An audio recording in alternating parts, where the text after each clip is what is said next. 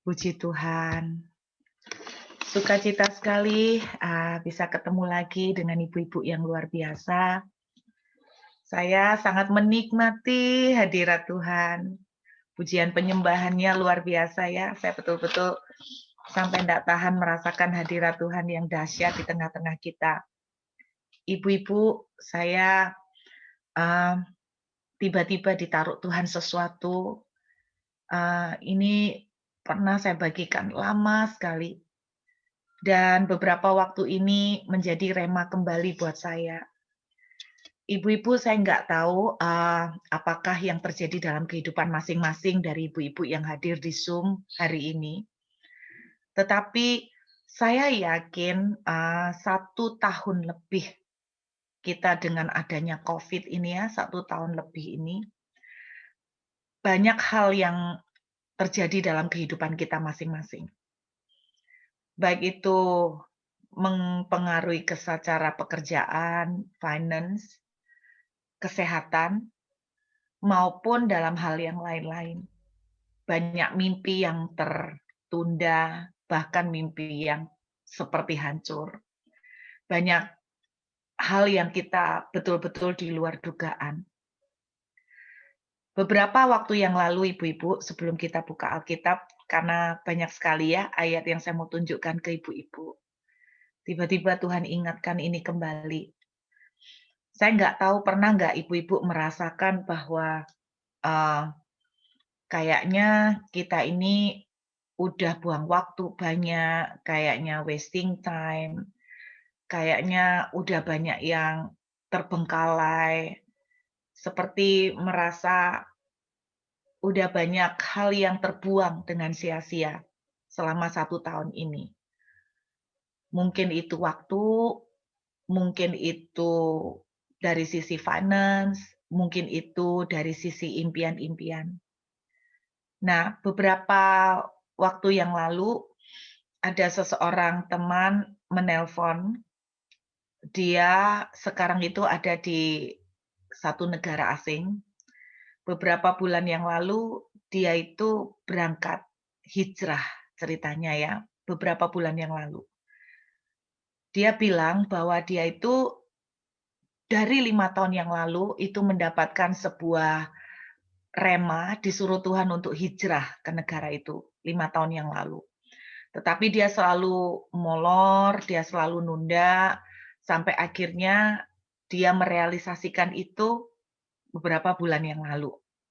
Nah, ketika dia berangkat hijrah bersama dengan istri dan anak, sampai di sana selama beberapa bulan ini ibu-ibu, dia itu tinggal di hotel. Sudah berapa bulan. Dan sudah beberapa bulan ini menghabiskan dana 500 juta, itu di luar yang lain-lain cuman untuk hotel dan untuk yang pokoknya aja. Jadi 500 juta itu udah habis sekian bulan, 4 atau 5 bulan ini. Nah, terus dia itu telepon saya, dan dia itu tanya, "Bener nggak sih Tuhan itu maunya aku tuh ke Amerika atau ke negara Eropa atau ke negara mana? Aku ini sekarang sedang melangkah dengan iman untuk istilahnya gini, aku tuh mencoba melangkah dengan iman dari pimpinan yang Tuhan tunjukkan. Tuhan tuh cuman bilang begini, sama seperti Abraham, aku akan membawa kamu ke satu negara asing. Nah, dia tuh mencoba mengambil langkah baby step. Dia mencoba ke Singapura, dia kemudian mencoba kemana. Dan saudara, selama beberapa bulan ini, dia itu seperti babak belur, karena keuangan dari pekerjaan yang di Indonesia tidak nutut dengan kurs yang ada. Sehingga akibatnya dia sempat merasa down, dia sempat merasa bimbang, apakah memang benar Tuhan itu nyuruh saya pindah. Tetapi dia itu takut kalau dia balik ke Indonesia, dia itu takut, dia itu seperti Yunus gitu loh saudara. Seperti Yunus yang menyalahi pimpinan Tuhan, yang melanggar sehingga nanti dimakan ikan, kayak gitu ya. Nah, intinya yang saya tangkap itu adalah mengenai janji. Saya nggak tahu bagaimana dengan ibu-ibu di Zoom ini, apakah ada di antara ibu-ibu itu yang sedang, dalam proses menunggu janji Tuhan itu tergenapi. Tuhan itu mungkin bilang, "Aku akan memberkati kamu, aku akan memberkati pekerjaanmu, aku akan memberkati anak-anakmu." Tetapi semakin ke sininya, mungkin ibu-ibu tuh melihat, kok nggak ada sama sekali ya, sedikit titik terang pun juga tidak kelihatan dari penggenapan janji Tuhan. Nah, ibu-ibu, saya tuh pengen sharing soal yang namanya janji Tuhan. Saya terlalu yakin dan percaya kalau Tuhan pernah berjanji kepada ibu-ibu semua bahwa Tuhan akan memberikan berkat untuk anak-anak, Tuhan akan melimpahi untuk keluarga. Pasti janji Tuhan itu iya dan amin. Tetapi seringkali di dalam perjalanan itu tidak semudah itu. Kenapa? Karena semua janji Tuhan itu butuh waktu untuk penggenapan. Nah, selama 1 tahun kita ini ke lockdown, kita ini tertutup, terkunci gara-gara Covid, kita tidak bisa menyangkal bahwa banyak ya planning-planning kita yang tertunda, banyak impian-impian kita yang tertunda, banyak, apa ya, harapan-harapan. Apalagi Tuhan itu udah janji begini-begini, kok semakin tambah jauh rasanya, semakin tidak kelihatan sedikit pun. Nah, mungkin itu yang kita alamin. Nah, saya ini mau sharing begini, Bu-Ibu. Kita baca yuk, satu tokoh perempuan di dalam kitab Kejadian, pasal yang ke-16.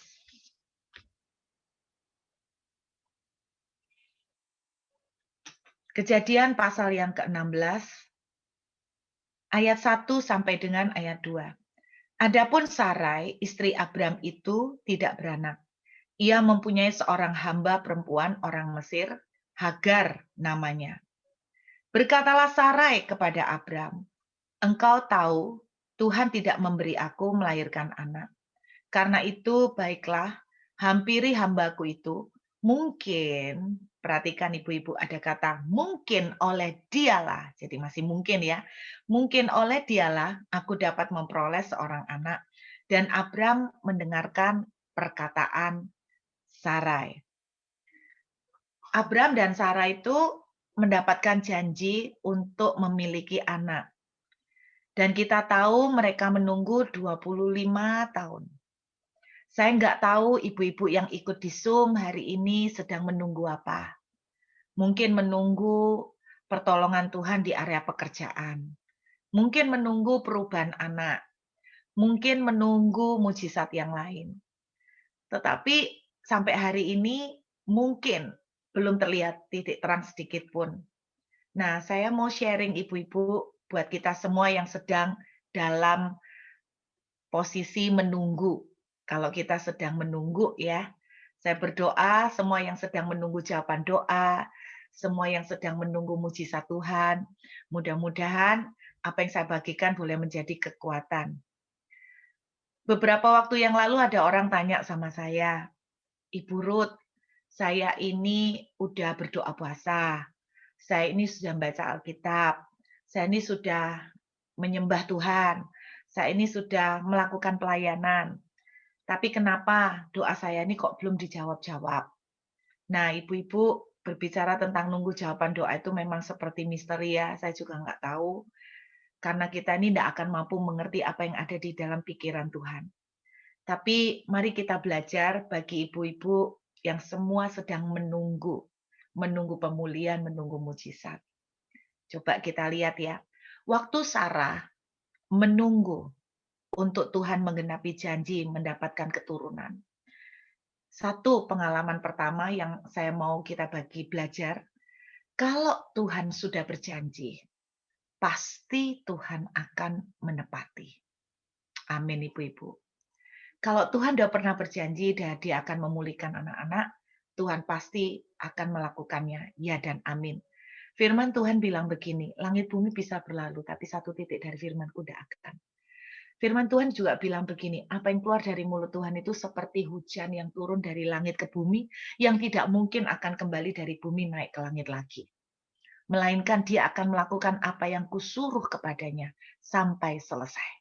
Itu yang dituliskan Tuhan di dalam Yesaya 55. Nah, saudara, jadi kalau Tuhan sudah berjanji, janjinya iya dan amin. Makanya seorang perwira pernah mendatangi Yesus dan berkata begini, Tuhan, Engkau tidak perlu datang kepada hambaku yang sakit. Cukup ucapkan sepatah kata, hambaku sembuh. Karena perwira ini percaya banget. Satu kata yang keluar dari mulut Tuhan, jadi pasti jadi. Kalau Tuhan bilang berkati, diberkati. Kalau Tuhan bilang sembuh, sembuh. Kalau Tuhan bilang pulih, pulih. Kalau Tuhan bilang tersedia, tersedia. Kalau Tuhan bilang Jehovah Jireh, Jehovah Jireh. Nah, tapi pengalaman yang kita bisa tarik, pelajaran yang bisa kita tarik dari kisah Sarah, dalam menunggu pertolongan dan jawaban doa. Kalau hari ini ibu-ibu banyak yang menunggu jawaban doa. Hal yang harus kita ingat yang kedua, yang pertama tadi janji Tuhan pasti ya dan amin. Hal yang kedua, ayat 16, pasal 16 ayat 2 bilang begini, mungkin oleh dialah aku dapat memperoleh seorang anak. Ibu-ibu seringkali di dalam menunggu janji Tuhan, ini kesalahan terbesar yang sering dilakukan anak Tuhan, yaitu kita mencoba membantu Tuhan. Kita mencoba membantu Tuhan. Kenapa kita mencoba membantu Tuhan? Karena kita menafsirkan janji Tuhan. Saya ulangin. Kita mencoba membantu Tuhan di dalam masa menunggu karena kita menafsirkan janji Tuhan dengan memakai apa yang ada di pikiran kita. Maksud saya begini, ada seorang hamba Tuhan 3 hari yang lalu ngomong begini sama saya. Sebetulnya waktu kita itu membaca Alkitab, kata dia loh, ini menurut dia, kita itu tidak boleh menafsirkan Alkitab. Hah? Tidak boleh menafsirkan Alkitab? Terus kemudian dia bilang gini, iya kita tidak boleh menafsirkan Alkitab. Yang harus sebenarnya kita lakukan itu adalah memahami Alkitab. Katanya bilang gitu. Saya bingung. Maksudnya gimana? Saya tidak ngerti. Apa bedanya menafsirkan dan memahami? Kalau menafsirkan, itu kita berusaha menerjemahkan Alkitab dengan memakai kerangka berpikir atau pengetahuan yang kita udah tahu. Memakai kerangka berpikir atau pengetahuan yang kita sudah tahu. Misalnya kira-kira begitu. Contohnya seperti ini. Contohnya seperti ini. Misalnya ibu-ibu lihat saya hari ini. Saya pakai sweater. Nah, ya kan? Saya pakai sweater. Kira-kira ibu-ibu mau menafsirkan, kenapa ya Ibu Ruth pakai sweater? Nah, pasti rata-rata pemikiran ibu-ibu kemungkinan begini, karena dingin, maka pakai sweater. Kenapa? Karena yang ibu-ibu pikir sweater itu untuk sesuatu yang dingin. Sweater untuk sesuatu di daerah yang dingin. Nah, padahal belum tentu saya pakai sweater karena dingin. Nah, supaya ibu-ibu tahu persis kenapa saya pakai sweater, ibu-ibu harus tanya sama saya, kan gitu toh. Bu Ruth, kenapa pakai sweater? Apa karena dingin? Saya jawab, enggak ih. Di sini belum sampai winter, masih autumn. Enggak sampai sedingin itu untuk pakai sweater. Lalu kenapa Bu Ruth pakai sweater? Ya, karena tadi mengambil baju cepet-cepetan. Yang ketangkep sweater. Nah, jadi kira-kira jawaban saya, wah, gak sama sekali dengan pemikiran saya. Padahal pikiran saya burut itu pakai sweater karena dingin. Ternyata burut itu pakai sweater cuma karena asal ambil. Jadi contohnya seperti itu, ibu-ibu. Dia bilang Alkitab itu tidak boleh kita tafsirkan, karena kalau kita tafsirkan berarti kita itu memakai apa yang kita tahu terus untuk mengartikan Alkitab. Contoh, misalnya kisah tentang Ruth yang datang kepada Boaz tiba-tiba menyingkapkan selimutnya Boas, lalu menaruh kepalanya di kaki Boas. Kalau pengetahuan yang kita pakai untuk menafsirkan Alkitab, maka yang kita artikan adalah, ih ini Ruth cewek nakal, nggak tahu aturan, kurang sopan, masa orang tidur-tidur enak-enak selimutnya disingkapkan, terus langsung aja nyelundup di bawah di kakinya Boas. Ini kurang tahu tata krama. Kita bisa menerjemahkan seperti itu. Kenapa? Karena kita udah ada kerangka berpikir di sini. Sama ibu-ibu, seharusnya Alkitab itu juga kita terjemahkan bukan dengan penafsiran, tapi dengan memahami. Memahami gimana? Jadi mestinya supaya paham, kita tuh mestinya nanya sama sumbernya. Nanya, kenapa sih kok seperti ini? Kenapa seperti ini? Nah, saya ngomong sama teman saya yang hijrah, yang sampai 4 bulan ini babak belur, ibu-ibu. Babak belur dia di negeri orang. Terus saya tuh bilang begini, saya tidak meragukan bahwa Tuhan itu bisa saja menyuruh kamu untuk hijrah 5 tahun yang lalu. Saya tidak bilang bahwa itu mungkin salah suara Tuhan. Saya tidak bilang gitu. Mungkin aja suara Tuhan benar. Tapi kan masalahnya gini, Tuhan itu tidak pernah loh ngomong sama kamu bahwa harus sekarang atau bahwa harus 4 bulan yang lalu. Pernah enggak Tuhan ngomong seperti itu? Nah, kenapa kamu enggak pernah menanyakan secara khusyuk sampai kamu mengerti pimpinan Tuhan bahwa memang Tuhan itu waktunya udah tiba untuk kamu dibawa ke sana. Dia diam, dia mikir. Iya sih, memang Tuhan enggak pernah ngomong sih, harus bulan ini, harus tahun ini untuk saya berangkat. Nah, ibu-ibu, seringkali kita itu di dalam menanggapi janji Tuhan, kita itu mencoba membantu Tuhan. Kenapa kita membantu Tuhan? Karena kita menafsirkan janji Tuhan dengan cara kita. Contohnya begini, Tuhan udah janji memberkati ibu-ibu dan saya. Lalu kita menafsirkan begini, oh mungkin Tuhan itu memberkati dengan cara aku tuh berhasil jual rumah. Nah kok rumahku nggak berhasil dijual ya? Lalu ibu-ibu dan saya mulai kecewa sama Tuhan. Tuhan, katanya kamu mau memberkati saya. Karena katanya Tuhan janji mau memberkati saya. Mana rumah saya kok nggak laku-laku? Itu kalau Tuhan bisa ketemu sama saudara muka dengan muka, dia kan bilang begini, aku kan janji untuk memberkati kamu, tapi kan aku nggak pernah janji bahwa aku akan membuat rumahmu jadi terjual laku. Anda bisa menangkap ibu-ibu. Jadi setiap kali Tuhan memberikan janji buat ibu-ibu dan saya, percayalah bahwa Tuhan pasti akan menggenapi janji itu. Tetapi ibu-ibu sangat berbahaya kalau kita itu mencoba membantu Tuhan, menafsirkan dengan cara kita. Nah, saya tuh ngomong begini, saya tuh belajar ibu-ibu dari sebuah pengalaman kesalahan saya beberapa bulan yang lalu. Saya tuh bikin kesalahan ibu-ibu. Saya tuh dapat janji Tuhan, kemudian saya tuh berusaha untuk mewujudkan janji Tuhan itu sampai ngotot dengan kekuatan saya, ngoyot dengan kekuatan saya. Saya tuh ngomong sama teman saya yang hijrah itu, saya tuh bilang begini, saya percaya kalau Tuhan itu sudah berjanji, Tuhan itu pasti menepati. Tapi dengarkan baik-baik, kalau Tuhan itu sudah janji, maka Dia itu sudah memikirkan caranya bagaimana untuk menggenapinya. Kalau Tuhan sudah berani memberikan janji bahwa Dia akan memberkati ibu-ibu dan saya, maka Dia yang akan memikirkan caranya. Ibu-ibu dan saya tidak perlu ikut repot untuk memikirkan caranya bagaimana. Nah, banyak dari kesalahan kita ketika kita menunggu janji Tuhan, mengapa kita tuh sampai kecewa? Karena kita tuh mencoba membantu Tuhan, kita tuh mencoba untuk menggenapi dengan pakai cara kita. Sehingga ketika itu tidak terjadi, kita mulai kecewa dengan Tuhan. Beberapa tahun yang lalu ada seorang wanita di daerah kecil di Indonesia, dia bilang sama saya selama 3 tahun berturut-turut itu dia benar-benar gali lubang tutup lubang. Kenapa? Karena masalah utang sama bank. Dia tuh ngomong begini, saya itu dapat janji dari Tuhan bahwa Tuhan tuh akan memberkati pekerjaan kami. Bu, saya tuh cuma mikir sederhana, nggak bisa kalau pekerjaan yang kami kerjakan ini akan berkembang, nggak mungkin berkembang kalau kami tuh nggak berani meminjam dana dari bank. Satu-satunya cara bahwa kami untuk mengembangkan usaha yang kami miliki adalah dengan meminjam dana dari bank. Itu satu-satunya cara.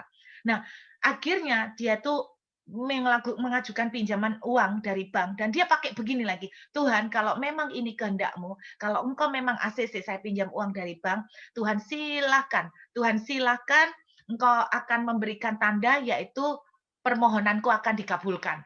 ACC, persetujuan dari bank akan disetujui. Ternyata sungguhan bank itu menyetujui ibu-ibu. Tapi bukannya dia malah meningkat, tapi selama 3 tahun dia harus babak belur, bonjot semuanya, karena harus gali lubang, tutup lubang. Kita lihat bagaimana Sarah mulai berpikir di tengah menopause. Tuhan itu janji aku tuh punya anak. Gimana caranya aku punya anak? Nggak mungkin aku tuh bisa punya anak. Wong aku tuh udah menopause. Oh, mungkin maksud Tuhan, aku tuh punya anak dengan cara meminjam rahim orang lain. Ibu-ibu, kalau Tuhan sudah berjanji memberkati saudara, please saya belajar dari pengalaman. Jangan berusaha untuk mentranslate dengan kemampuan pikiran kita. Jangan berusaha untuk menerjemahkan dengan kemampuan kita. Ada seorang teman yang kecewa dengan Tuhan karena Tuhan pernah menubuatkan sesuatu tahun 2019. Tuhan itu bernubuat gini, luar biasa. Nubuatannya keren banget.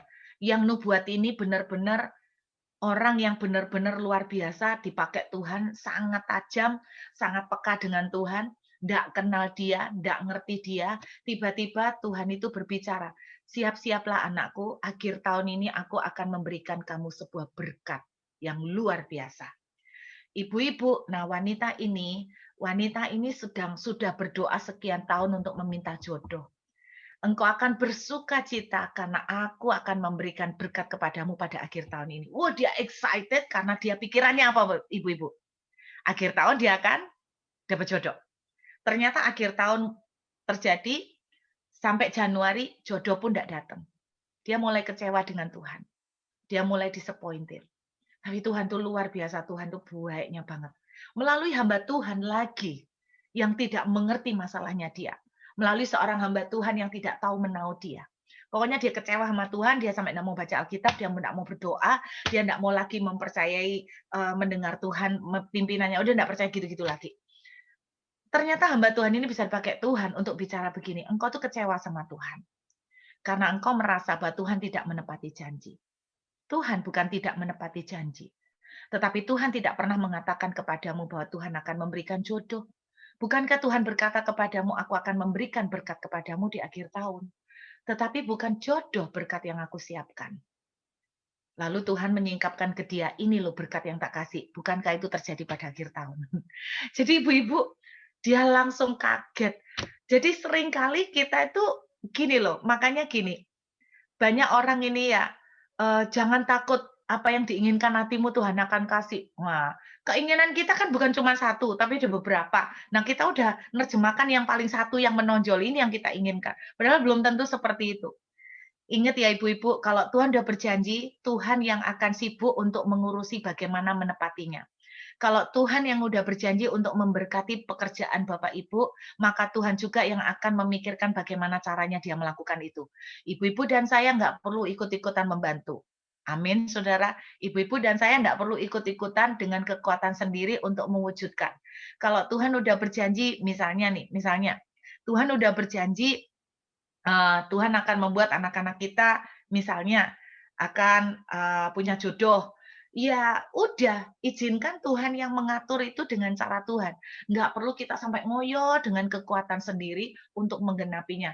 Saya cuma percaya begini, saya ngomong sama teman saya, kalau Tuhan yang berjanji, kita nggak perlu sampai babak belur untuk menggenapi. Kalau kita udah sampai babak belur, berarti ada something wrong dengan kita. Kalau di dalam menunggu janji Tuhan, ibu bapak sampai babak belur, di dalam berusaha untuk menggenapi janji Tuhan, dengarkan baik-baik, maka itu berarti ada something wrong dengan kita. Sama, ketika Tuhan berjanji misalnya anak kita akan menjadi insinyur, anak kita akan menjadi seorang hamba Tuhan, anak kita akan menjadi seorang pendeta, atau apapun janji Tuhan. Ingat Bapak Ibu, biarkan Tuhan yang sibuk untuk menggenapinya. Bukan ibu dan saya yang promo kemana-mana, menawarkan diri kemana-mana, dengan sampai kekuatan sendiri dikerahkan sampai capek, sampai babak belur, sampai berdarah-berdarah, itu udah enggak beres. Saya belajar dari kesalahan pengalaman beberapa waktu bulan terakhir ini, saya banyak babak belur ibu-ibu, karena saya berusaha untuk menggenapi apa yang Tuhan katakan. Ternyata tambah babak belur. Tuhan enggak perlu dibantu. Kalau dia sudah janji untuk memberkati, dia yang akan melakukannya. Lalu mungkin ibu-ibu ada yang tanya gini, lalu Bu Ruth, bukankah Alkitab mengatakan iman tanpa perbuatan itu mati? Lalu kalau kita menunggu janji Tuhan, misalnya janji soal berkat pekerjaan, Apakah kita tidak perlu melakukan apa-apa? Apakah kita cuma diem aja sampai Tuhan itu melakukan sesuatu? Enggak, ibu-ibu. Tetap ada bagian yang harus kita lakukan, tapi kita harus tahu batasnya. Alkitab menceritakan sebuah kisah mengenai 5 roti 2 ikan. Bagaimana Yesus memberi makan 5.000 orang. Bapak Ibu dengar baik-baik. Bagian yang perlu ibu bapak dan saya lakukan adalah 5 roti 2 ikan. Memberikan 5 roti 2 ikan itu tidak perlu sampai berdarah-berdarah. Karena 5 roti 2 ikan itu apa yang ada di tangan kita. Tidak perlu sampai berdarah-berdarah kan? Untuk memberikan 5 roti 2 ikan sampai berdarah-berdarah? Enggak dong. 5 roti 2 ikan itu bagian kita. Memberi makan 5.000 orang itu bagian Tuhan. Kalau Tuhan sudah berjanji akan memberkati Bapak Ibu di bidang pekerjaan saudara, maka tugas saudara dan saya adalah melakukan apa yang bisa kita lakukan di pekerjaan kita. Kalau apa yang bisa kita lakukan sangat limited, hanya 5 roti 2 ikan, Bu, orangnya 5.000, itu tidak masalah. Bagian saudara dan saya adalah melakukan apa yang kita bisa. Kalau Tuhan sudah berjanji memberkati keuangan saudara, kalau ibu bapak bisa melakukan, misalnya mau Bu, saya mau kira-kira mau nyoba kerjain, saya ini bisa catering, saya pintar masak, saya ini katanya teman-teman spiku saya itu enak, boleh nggak Bu, saya misalnya mencoba buat spiku terus buka PO misalnya, silakan, karena itu bisa saudara lakukan, tapi itu tidak perlu membuat saudara sampai berdarah-berdarah. Bagian yang membuat larisnya spiku saudara, bagian yang membuat customer datang sampai berjubel, itu bagian Tuhan. Apa yang saudara dan saya bisa lakukan di dalam menunggu janji Tuhan adalah 5 roti 2 ikan. Jadi di dalam masa-masa penantian, saya tuh cuma ingin berbagi pada hari ini adalah jangan menyia-nyiakan masa penantian. Jadi ketika di dalam masa penantian, apa yang bisa kita lakukan adalah kita tetap mempersembahkan 5 roti 2 ikan.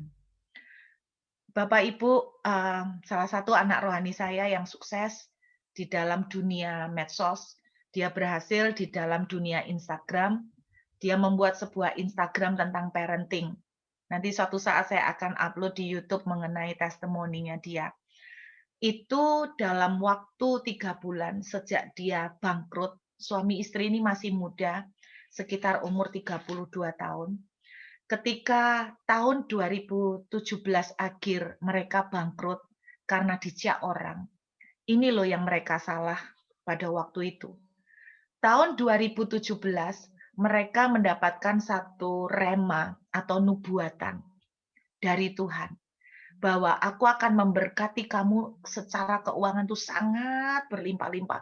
Duitmu akan banyak sekali.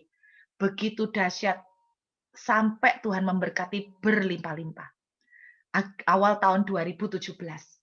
Kira-kira menjelang akhir sekitar bulan September, Agustus, September, Oktober, ada seseorang yang menawari mereka sebuah investasi.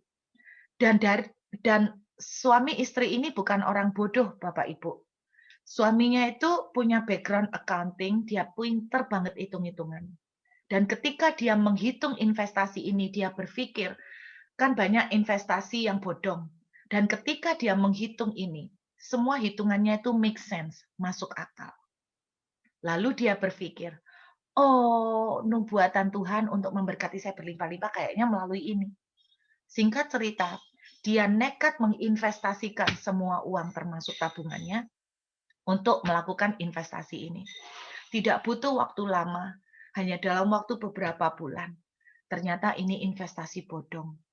Semua uang tabungannya habis. Dia toh dalam waktu singkat. Ketemu sama saya dalam kondisi badan sampai kurus, habis karena stres. Selama 3 bulan, mereka berdua lontang-lantung tanpa pekerjaan. Dan saya kemudian berdoa sama Tuhan. Tuhan, mereka ini punya anak. Kasihan nek mereka ini tidak kerja. Tapi anaknya kerja apa ya Tuhan? Ketika saya berdoa untuk mereka, tiba-tiba Tuhan memberikan sebuah penglihatan. Tuhan seringkali berbicara ke saya lewat penglihatan, Bapak Ibu. Dalam penglihatan itu saya melihat ada kayak film Daud. mengambil batu kecil, lalu diputer gini untuk mengalahkan dan merobohkan Goliat. Saya langsung mengerti apa arti penglihatan itu. Daud tidak perlu import batu untuk mengalahkan Goliat. Daud memakai apa yang ada di dekat dia. Bagian robohnya Goliat itu adalah tangan Tuhan. Lalu saya bilang begini, saya tanya sama suaminya, Nyo, kamu bisa melakukan apa? Kira-kira kalau disuruh kerja, kamu bisa kerja seperti apa? Dia jawab gini, saya bisa kerja apapun, C. Pokoknya yang duitnya banyak. Nah, saya kan tidak menemukan jawaban kalau dia jawab kayak gitu. Sebentar, saya mau klarifikasi. Nyo, kamu punya hobi apa? Kamu punya hobi apa yang suka kamu kerjain? Jawabannya gini, hobi saya duit banyak, C. Saya bilang, itu bukan hobi, Nyo. Jadi ini rada ndelehe. Terus gak karuan jawabannya. Saya bingung. Aduh, gimana nih cara gua nolong dia? Habis ditanya jawabannya gitu. Akhirnya saya ngajak ngomong istrinya. Saya tanya, kamu suka ngerjain apa? Dia jawab gini, aku ini suka yang berbau anak-anak, C. Oh ya, iya, Cece tahu kamu suka yang berbau anak-anak. Berbau anak-anak secara khusus kayak apa ya? Cece tanya gitu. Cece tanya dulu. Berbau yang anak-anak misalnya gini, C. Aku tuh seneng kayak gimana ngurus anak seperti ini, gimana ngatasi tantrum, gimana menemukan bakat minat anak. Oh, gitu ya. Iya, makanya aku kan seneng kayak fingerprint apa. Dulu kan kepengen sekolah itu ambil papa enggak diizinkan. Oh, kamu seneng anak. Oke, oke, oke. Kasih Cece waktu ya. Bisnis apa ya untuk berhubungan suka sama anak? Saya bingung. Masa dia tak suruh kerja di sekolahan atau gimana ya Tuhan ya. Terus tiba-tiba dia ngomong gini, oh iya C, aku ada satu lagi yang suka. Apa? Aku ada satu lagi kepingin banget. Kepingin apa? Aku tuh kepingin C jadi orang terkenal. Waduh, jadi orang terkenal. Tiba-tiba ibu-ibu, saya bisa muncul ide gini. Kalau zaman sekarang orang terkenal ya, kalau zaman sekarang ya caranya lewat medsos. YouTube, selebgram, gitu-gitu kan ibu-ibu. Lah saya nyeletuk, gimana kalau lu nyoba bikin itu aja deh mari, YouTube atau Instagram soal anak-anak, parenting gitu. Ya apa Cere bikin Instagram? Ceci ya nggak tahu, Ceci nggak bisa Instagraman. Kamu lihat Instagramnya Ceci aja, dari dulu followernya juga segitu-segitu. Ceci juga nggak ngerti gimana bikin Instagram. Terus akhirnya mereka berdua taat ketika Tuhan itu ngasih penglihatan mengenai Daud. Cece itu cuma nangkep gini, lakukan batu dengan batu yang ada. Bagian jadi atau enggak, itu bagian Tuhan. 3 bulan lamanya, mereka menekuni Instagram, mulai bikin Instagram, belajar cara menambah follower, belajar cara membuat konten yang bagus. Setelah kira-kira baru sebulan mereka fokus di situ, papanya yang perempuan telepon saya. Ruth, anakku ini kan nurut sama kamu, mbok ya dikasih tahu toh Ruth. Aku ndak apa-apa, mereka itu terobsesi mau bikin Instagram. Memang ada Instagramer yang berhasil. Tapi yang berhasil itu kan setelah 2-3 tahun, Ruth. Tapi yang ndak berhasil jauh lebih banyak daripada yang berhasil, toh Ruth. Lah mereka ini punya anak. Lah mosok kerjanya Instagram melulu 100% di situ. Mbok ya tolong toh Ruth dikasih tahu supaya mereka tuh cari pekerjaan lain karena anak ini kan butuh makan.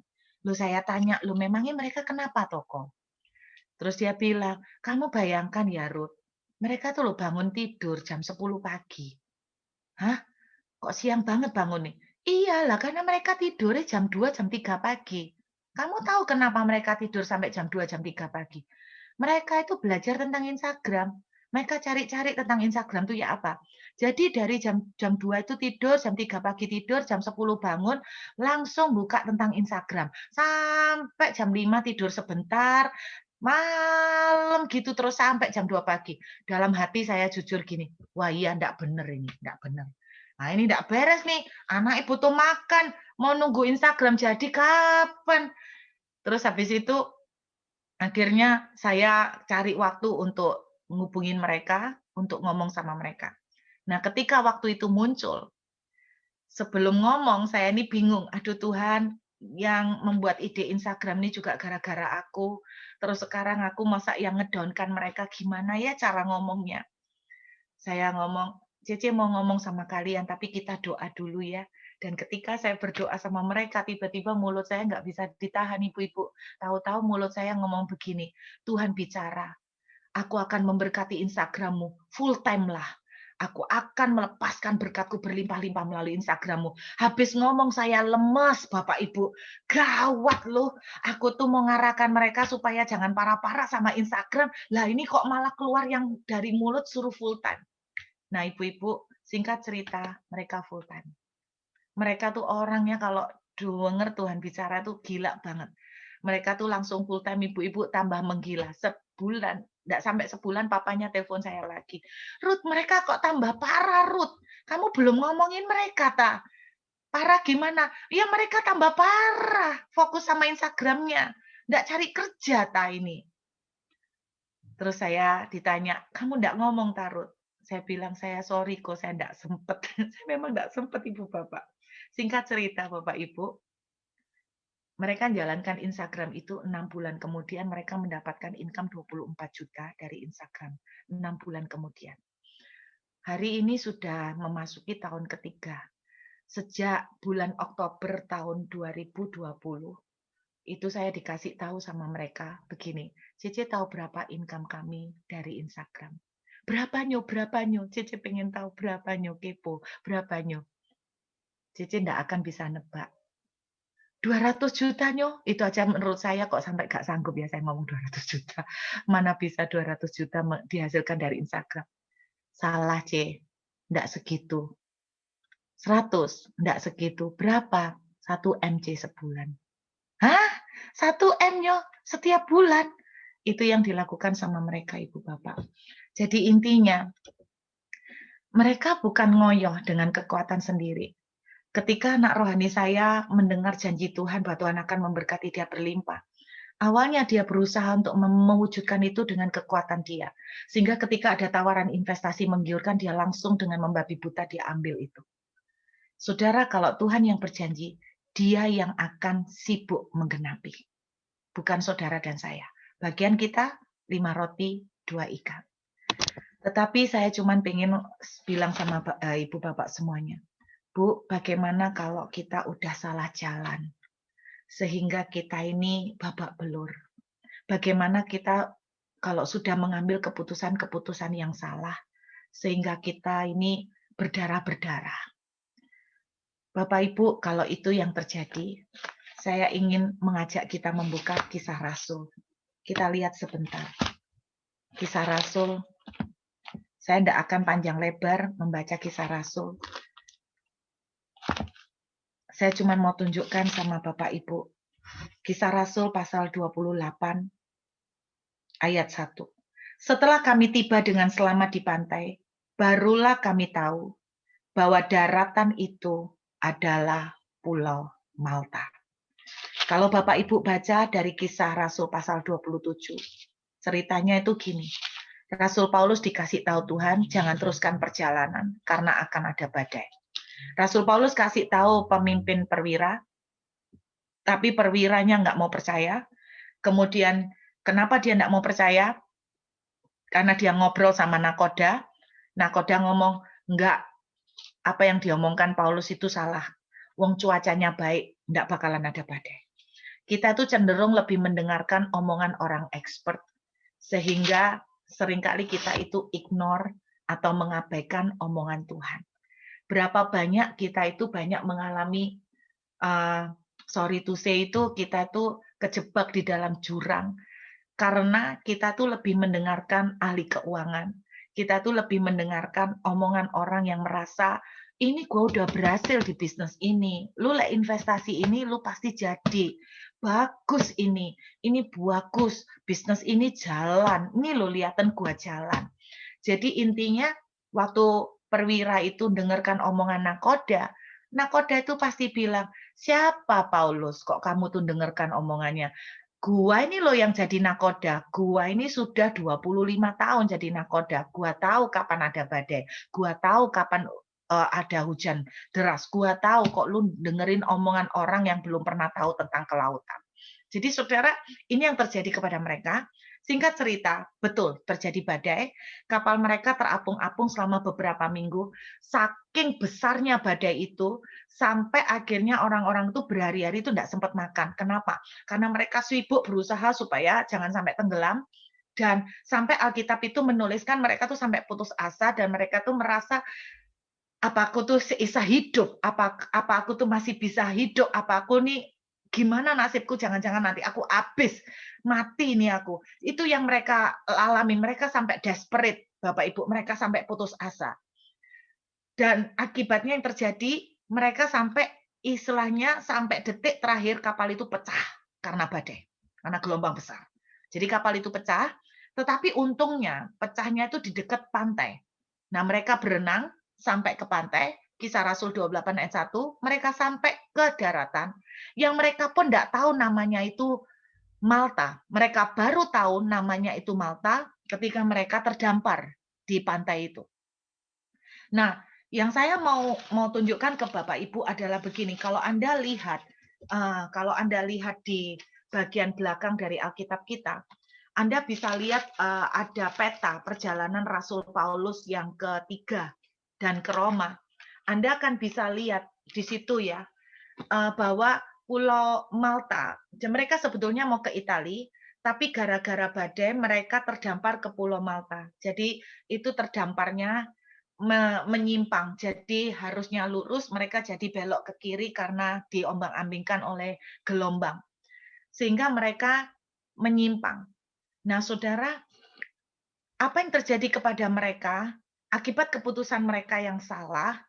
Mereka bukan cuman kehilangan, mereka hampir kehilangan nyawa, tapi mereka juga kehilangan harta benda karena kapal itu pecah, semua yang ada di kapal itu hancur, dan bukan hanya itu, mereka kehilangan waktu. Nah, Bapak Ibu, saya tidak tahu bagaimana dengan saudara, saya terus terang, kadang-kadang saya merasa begini, selama kita di lockdown selama 1 tahun ini karena COVID, banyak dari kita itu, saya tidak tahu ya bagaimana saudara, tapi ini yang saya rasakan, saya merasakan banyak waktu yang sebetulnya terbuang.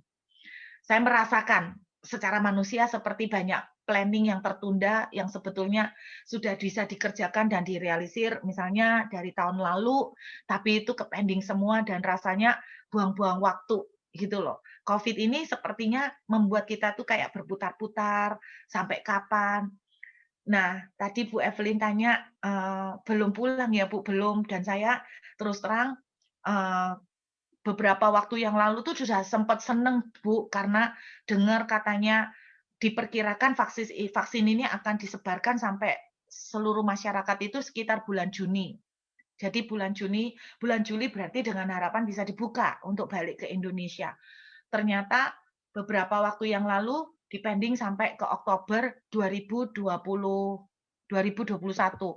Nah, kemarin saya sampai mau pingsan loh, Bapak Ibu. Mudah-mudahan kalau Tuhan izinkan saya tolak di dalam nama Tuhan Yesus. Saya mendengar berita bahwa Australia sempat mengeluarkan omongan bahwa mereka akan membuka border untuk internasional itu 2024. Lah kalau 2024, oh my God, ini masih 2021 loh Bapak Ibu. 2024 saya sudah benar-benar jadi penduduk Australia asli ini beneran. Benar 2024 itu rumah yang di Surabaya udah kena rayap Bapak Ibu. Kalau sampai 2024 bukan rayap lagi udah jadi rumah kayak apa Bapak Ibu sudah semak belukar enggak tahu apa. Saya cuma enggak bisa bayangkan 2024. Jujur, jujur ibu-ibu saya merasa sedih dengar berita itu. Begitu banyak hal yang saya kepengen bisa lakukan, tapi saya nggak bisa lakukan. Begitu banyak planning yang berantakan semua, dan saya merasa begitu banyak buang waktu.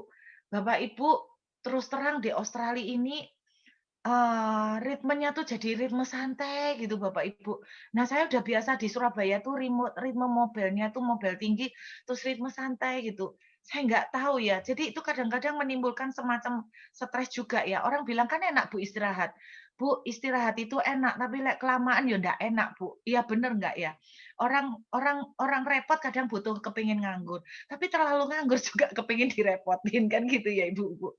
Jadi, eee nggak enak gitu loh, sama seperti, orang-orang yang terdampar di Pulau Malta. Mereka tuh tadinya bisa ditempuh cuman berapa lama, akhirnya muter sampai beberapa bulan. Secara manusia mereka kehilangan waktu, secara manusia mereka kehilangan materi, secara manusia mereka hampir kehilangan nyawa, dan kehilangan juga damai sejahtera. Kenapa? Selama terombang-ambingkan oleh gelombang, mereka juga terus takut, terus-menerus takut. Tapi saya mau bilang sama Bapak Ibu semuanya, walaupun mereka pada akhirnya terdampar di Pulau Malta, ini yang saya mau bagikan. Akhirnya ternyata orang Malta itu kaya-kaya Bapak Ibu, sehingga mereka tuh senang karena kedatangan, ya mungkin karena jarang didatengin orang ya, mereka senang kedatangan tamu walaupun karena terdampar, dan terjadi kesembuhan, terjadi mujizat keselamatan, jiwa-jiwa, penginjilan disebarkan, dan Rasul Paulus bersama seluruh orang-orang yang di kapal itu dikasih kapal baru. Jadi mereka dikasih kapal baru, terus kemudian seluruh perlengkapan di kapal dikasih semua, karena orang Malta kaya banget. Jadi secara materi itu dikasih oleh Tuhan melalui orang-orang di Malta. Nah, yang saya tangkap begini, Bapak Ibu dengar baik-baik. Kalau selama Bapak Ibu menunggu janji Tuhan dan ada hal-hal yang Bapak Ibu lakukan sehingga membuat saudara dan saya sempat babak belur, dengarkan. Kalaupun itu terjadi, kita merasa kehilangan waktu, kehilangan beberapa materi, dengarkan. Tuhan sanggup menebus kembali. Amin. Tuhan sanggup menebus kembali. Waktu saya ceritakan anak saya tentang cerita ini, dia bilang begini, "Ma, ada satu yang tidak bisa ditebus sama Tuhan dong." Apa? Waktu. Karena mereka harusnya sudah bisa sampai Itali, gara-gara itu mereka muter. Berapa bulan mereka muter. Nah, katakan misalnya 2-3 bulan, kan mereka sudah kehilangan 2 bulan. Saya sempat mikir, iya ya, waktu kayaknya nggak bisa dibalik. No. Tetapi Tuhan ingatkan sebuah cerita di kitab Yohanes. Saudara ingat waktu murid-murid Yesus kena badai? Mereka terkatung-tatung di Danau Galilea selama berjam-jam. Kemudian Yesus datang jalan di atas air. Kalau Bapak Ibu tahu cerita itu, untuk menyeberang Danau Galilea, itu cuma butuh waktu 4 jam, cuman butuh waktu, 4-5 jam dalam kondisi cuaca dengan sedikit badai. Tapi mereka sampai 7 jam. Kalau Bapak Ibu membaca tuh ceritanya hati-hati, selama 7 jam mereka baru sampai di tengah. Padahal kalau dalam cuaca badai biasa, mereka untuk nyebrang itu maksimal 5 jam untuk nyampe nyebrang. Ternyata mereka 7 jam belum sampai ke seberang, baru separuh. Tapi ketika Alkitab menceritakan Yesus sampai kepada mereka, Alkitab menuliskan ketika Yesus mau naik ke perahu mereka, tiba-tiba perahu mereka sampai ke seberang. Saya ngomong sama anak saya, secara manusia, orang-orang di Malta, sepertinya mereka kehilangan waktu beberapa bulan. Harusnya udah sampai di Italia, tapi mereka muter. Tapi dengarkan, Tuhan pun, bagi Tuhan, dia bisa redeem the time. Tuhan bisa redeem the time. Saudara, ada orang yang bertahun-tahun bergumul kepingin punya anak. Tambah lama umur, tambah tua, enggak punya anak, enggak punya anak. Saya masih ingat bagaimana dulu yang perempuan tuh ngomong gini, aku ini kebalap sama ciciku. Aku ini kebalap sama ciciku. Aku ini umur berapa sekarang? Ciciku tuh anak sak gitu gede nih, punya anak 3. Aku ini umur segini, belum punya anak satu pun. 10 tahun dia enggak punya anak. Tapi dengar Bapak Ibu, ketika Tuhan bless dia, tiap tahun produksi Bapak Ibu. Jadi jadi tiap tahun produksi, ketika Tuhan memberkati tiap tahun produksi. Malah anaknya sekarang lebih banyak daripada cece-nya. Jadi saya tuh menangkap begini, bahwa Tuhan itu mampu untuk redeem the time sekalipun. Dengarkan saudara, saya tidak tahu apapun yang Bapak Ibu pergumulkan pada hari ini. Mungkin tadi pemimpin pujian tiba-tiba ngomong, Mungkin Tuhan mengizinkan kita kehilangan sesuatu. Mungkin kehilangan waktu. Mungkin kehilangan kesempatan. Mungkin kehilangan finansial. Tapi dengarkan, apapun yang terjadi, tidak pernah ada yang tanpa seizin Tuhan. Sekalipun orang-orang itu terdampar ke Pulau Malta, tetapi itu pun seizin Tuhan, walaupun karena kesalahan mereka. Karena dengan mereka terdampar, ada jiwa-jiwa yang diselamatkan. Namun, kalaupun mereka hampir terancam, tapi toh mereka tidak mati, karena Tuhan masih menyertai mereka. Benar kata firman, sekalipun orang benar itu boleh jatuh, tapi tidak akan sampai tergeletak. Jadi dengarkan Bapak, Ibu, Saudara, apapun yang Anda sedang tunggu hari ini dari Tuhan, Anda sedang menunggu jawaban doa. Tuhan, kenapa Engkau belum melakukan? Saya berdoa jangan sampai kita tergoda seperti Sarah, mencoba mewujudkan itu pakai cara kita, sehingga kita berdarah-berdarah. Saudara lihat bagaimana Sarah berusaha untuk membantu Tuhan. Karena dia pikir tidak mungkin aku hamil. Dan dia pikir dengan melalui wanita lain, baru itu terjadi. Kesalahan terbesar. Saudara tahu akibat kesalahan itu, bagaimana harus berimbas sampai hari ini. Saya cuma pengen bilang, kalau Tuhan sudah berjanji, dia pasti tepati. Jangan ngoyo pakai kekuatan sendiri. Selama masa menanti, saya tahu yang namanya menunggu janji dan pertolongan Tuhan itu tidak enak. Tetapi teruslah melekat dengan Tuhan. Kalaupun selama 1 tahun ini, banyak hal telah terjadi, terutama yang tidak baik-baik, terutama yang tidak enak, terjadi karena COVID, mengimbas kepada saudara. Dan mungkin ada keputusan-keputusan yang saudara sudah ambil. Mungkin saudara merasa saudara sudah buang waktu dengan sia-sia. Dengarkan baik-baik. Apa yang kau sudah planningkan yang mungkin kau tidak sempat wujudkan. Bagi Tuhan, tidak akan ada yang mustahil. At the end of the day, Tuhan bisa tiba-tiba percepat itu. Tiba-tiba yang tadinya planning Bapak Ibu, tiba-tiba dicepetin Tuhan luar biasa. Bisa dicepetin Tuhan. Tuhan, God can redeem the time. God can redeem the money. God can redeem everything. Kalau Tuhan bisa redeem our life, kalau Tuhan bisa menebus dan mengganti hidup kita, masa Tuhan tidak bisa menebus dan mengganti waktu yang kita hilangkan. Mungkin kita merasa, aku udah umur sekian. Aduh, aku udah umur sekian. Bapak Ibu, satu teman saya yang tadi saya ceritakan sempat bergumul soal jodoh yang salah menafsirkan janji nubuatan. Dia itu bilang begini sama saya, wah, Cerut, aku dinubuati Tuhan dapat jodoh. Nah, terus kena lockdown. Dia sama-sama seperti saya kena lockdown di Australia. Lah Bu Ruth, kena lockdown gini, tambah nggak pernah punya konco, nggak pernah punya temen, untuk jodoh dari mana Bu Ruth? Dapat jodoh dari mana? Aku nggak mau jodoh orang bule. Dia bilang gitu. Aku nggak mau jodoh orang bule. Aku nggak mau jodoh orang luar negeri. Mau Cungko, mau Taiwan, aku nggak mau. Dia bilang gitu. Lah kayak gini kan stok limited Bu Ruth. Apalagi, sorry permisi bicara Bapak Ibu, terjebaknya di Perth. Nah kan stoknya tambah limited. Kalau stok di Perth dibandingkan stok di Sydney, banyakan Sydney lah saudara.